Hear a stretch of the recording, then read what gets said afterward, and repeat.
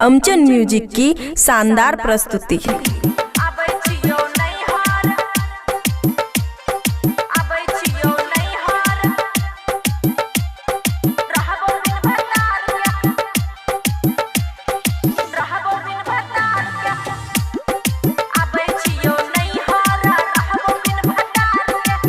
खुशी recording studio बलुआहा। सुन ले गे मैयो तू बतिया ससुरार के, सुन ले गे मैयो तू बतिया ससुरार के। आबै छियो नैहर रहबो बिन भतार के, आबै छियो नैहर रहबो बिन भतार के।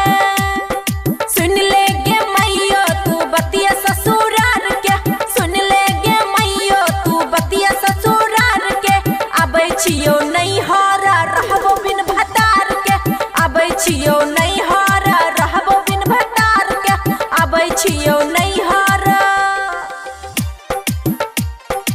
आबै छियो नैहर। मिक्स बाय अमन अक्के। आबै छियो नैहर, डीजे गुड मधुबनी। आबै छियो नैहर रहबो बिन भतार के।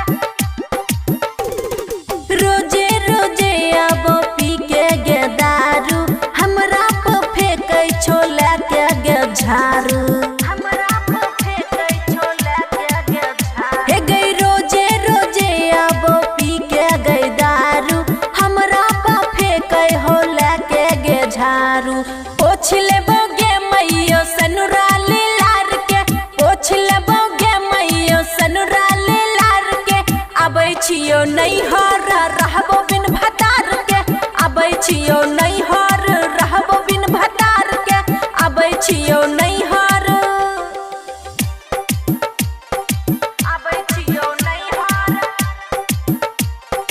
आबै छियो नैहर। DJ good Madhubani. आबै छियो नैहर रहबो बिन भतार के।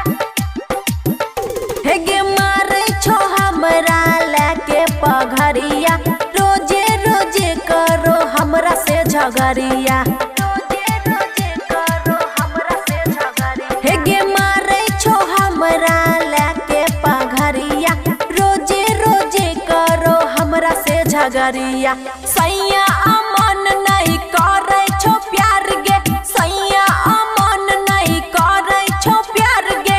आबै छियो नैहर रहबो बिन भतार के, आबै छियो नैहर रहबो बिन भतार के। आबै छियो नैहर। खुशी रिकॉर्डिंग स्टूडियो बलुआहा।